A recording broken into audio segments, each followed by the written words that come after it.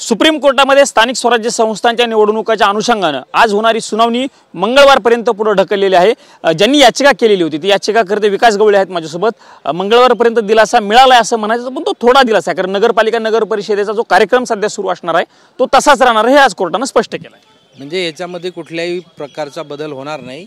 राज्य निवडणूक आयोगाने जो काही त्यांचा प्रोग्राम सुरू केलेला आहे, तर त्या प्रोग्राममध्ये जे काही नियमाचं उल्लंघन होते ते नियमाचं उल्लंघन त्याच दिवशी त्यांनी क्लिअर केलं आणि आजही तोच विषय त्यांच्या बोलण्यातनं क्लिअर आहे की ह्याच्यामध्ये कुठलाही बदल होणार नाही। मंगळवारी यांचं जे म्हणणं आहे तर आपण ते मंगळवारपर्यंत तुम्हाला वेळ देतो, तोपर्यंत कुठलाही त्या सगळ्या प्रक्रियेमध्ये बदल करणार नाही आणि झाला तर आम्ही सक्षम आहोत। आणि कोर्टाने तेही म्हणत असताना कोर्टाने एक भूमिका अत्यंत महत्त्वाची क्लिअर केली की जिल्हा परिषदांच्या ज्या निवडणुका होणार आहेत खास करून त्या निवडणुकांची घोषणा मंगळवारपर्यंत करता येणार नाही, हे आजच्या कोर्टाच्या ह्याच्यामधून स्पष्ट झालं। कारण जी चर्चा होती ती आज उद्या जिल्हा परिषदांच्या निवडणुकांची घोषणा होऊ शकते ही चर्चा होती। सगळी प्रक्रिया जोपर्यंत व्यवस्थित राज्य निवडणूक आयोगाच्या वतीनं केल्या जात नाही तोपर्यंत आता तरी इथनं पुढं मला वाटते की राज्य निवडणूक आयोग असेल की ग्रामविकास विभाग असेल की नगर विकास विभाग असेल हे चुकीचं काम करणार नाहीत। इथनं पुढं निश्चितपणानं ते सर्वोच्च न्यायालयाच्या 2 घटनापीठाचे निकाल आहेत आणि कालचं जे ऑब्झर्वेशन आहे त्या एकंदरीत परिस्थितीवरनं तरी निश्चितपणानं हे चुकीचं काम करणार नाहीत। आजच्या सुनावणीवेळी ज्यांनी ओबीसी आरक्षणाच्या अनुषंगाने याचिका दाखल केलेली होती बांठी आयोगाच्या खास करून ते मंगेश ससाणे देखील उपस्थित होते। त्यांचं म्हणणं हेच की ओबीसीवरती बांठी आयोगाचा निर्णय लावल्यामुळे जास्त अन्याय होतो, कारण त्यांचं म्हणणं आहे की ओबीसींच्या ह्याच्यामुळे जागा खूप कमी झाली। त्यांनी आकडे सांगितले साधारणतः 54,000च्या आसपास जागा कमी झाल्या, तसं त्यांचा दावा आहे। या राज्यामध्ये टोटल 32,000 जागा आहेत, 32,000 आणि 54,000 जागा कुठनं कमी होणार आहेत?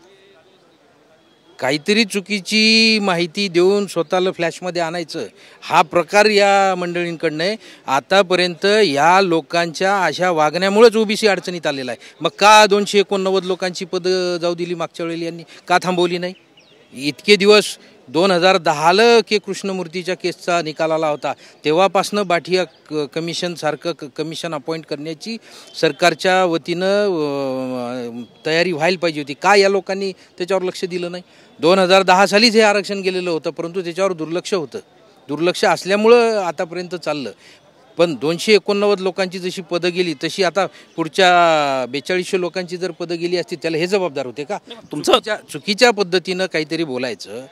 हे जे काही प्रकार या राज्यामध्ये चालू आहेत तर हे असे मूर्ख आणि नालायक लोक त्या ठिकाणी बसलेले, त्याच्यामुळेच ही परिस्थिती ओबीसींवर येऊन ठेपलेली आहे। तुम्ही तर सांगताय मी ओबीसींच्या बाजूचा, मी ओबीसींच्या विरोधात नाही, पण तुम्ही ओबीसींच्या कळपात घुसलेला लांडगा आहात असे त्यांची थेटपणे तुमच्यावरती आरोप आहेत।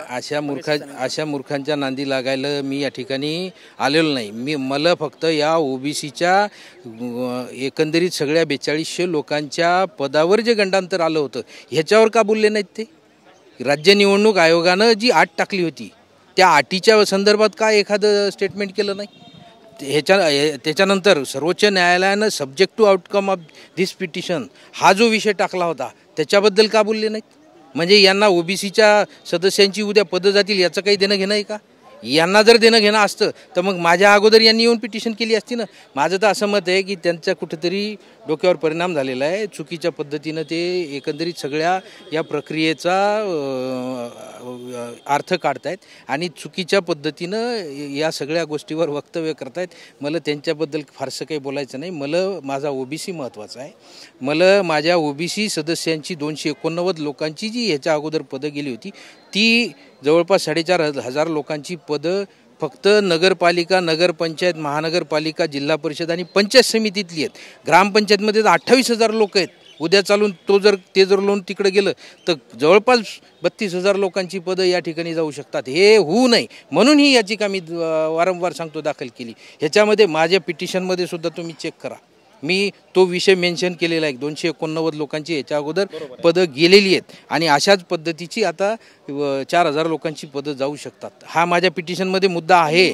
तुम्ही आता जसं म्हणाले की राज्य सरकारवरती किंवा राज्य निवडणूक आयोगावरती ते का बोलत नाही, ते कशामुळे बोलत नाहीत राज्य निवडणूक असेल किंवा राज्य सरकारवरती? त्यांना हा विषय समजला नसेल, त्यांना हा विषय समजला नसेल किंवा त्यांचे स्वार्थ कुठेतरी त्या ठिकाणी गुंतलेले असतील ह्याच्यामुळे ते बोलत नसतील. पण जाऊ द्या, मला त्यांच्याबद्दल काही बोलायचं नाही. राज्यामध्ये दाखवतात ते ओबीसींच्या काही वारी आहेत, कारण ते अनेक सभांना असतात, लक्ष्मण हाकेंसोबत असतात, वेगवेगळ्या ठिकाणी ते सभेमध्ये दिसून येत असतात. ओबीसींची बाजू जोरकसपणे मांडण्याचं काम त्यांनी अनेक ठिकाणी केलेलंच आहे. एक लक्षात घ्या, बाठिया कमिशन हे कोणामुळे अपॉइंट झालं? विकास किसनराव गवळीच्या केसमुळं. बाठिया कमिशनच्या अगोदर ओबीसीला रिझर्वेशन किती मिळत होतं? 27%. पण रेकॉर्डवर ओबीसी किती होता? 0%. विकास गवळीच्या केसमुळं कमीत कमी ओबीसी हा रेकॉर्डवर आलेला आहे. 39% ओबीसीची संख्या ऑन रेकॉर्ड झालेली आहे. या देशामध्ये सर्वोच्च स्थानी संसद आहे. संसदेनंतर जर सगळ्यात महत्त्व कोणाला असेल तर घटनापीठाला आहे. आणि 3 जजेसच्या घटनापीठानं बाठिया कमिशनचा रिपोर्ट स्वीकारलेला आहे. म्हणजे या ठिकाणी त्याला घटनादत्त अधिकार आलेले आहेत. म्हणजे ओबीसी हा 39% आज रोजी अस्तित्वात आहे, हे घटनेनं सिद्ध केलेलं आहे. म्हणजे ओबीसी लोकसंख्येच्या प्रमाणात बजेट मागण्यासाठी पात्र झालेला आहे. परंतु ह्याच्या अगोदर यांनी अशी का कामं केली नाहीत? हा माझा प्रतिप्रश्न आहे. धन्यवाद सर, आमच्याशी बातचीत केल्याबद्दल. हे विकास गवळी होते. त्यांनी स्पष्ट केलेलं आहे की मंगळवारपर्यंत या प्रकरणाची सुनावणी होईल. मंगळवारच्या सुनावणीमध्ये नेमकं सुप्रीम कोर्टामध्ये काय होतं हे बघणं महत्त्वाचं असणार आहे. पण मला ओबीसींचं हित बघायचं आहे आणि ओबीसींच्या हितासाठीच मी सुप्रीम कोर्टामध्ये आलेलो आहे. 239 लोकांची पदं जशी गेलेली होती तशी पदं पुन्हा हजारो लोकांची जाऊ नयेत यासाठी माझा खटाटोप आहे असं म्हणत असतानाच ॲडव्होकेट मंगेश ससाने यांनी ज्या पद्धतीनं त्यांच्यावरती टीका केलेली होती त्या टीकेला देखील जशास तसं उत्तर विकास गवळी यांनी दिल्याचं आपल्याला बघायला मिळालेलं आहे. कॅमेरामन राकेश कुमार यांच्यासह मी प्रमोद जगताप, TV9 मराठी, नवी दिल्ली.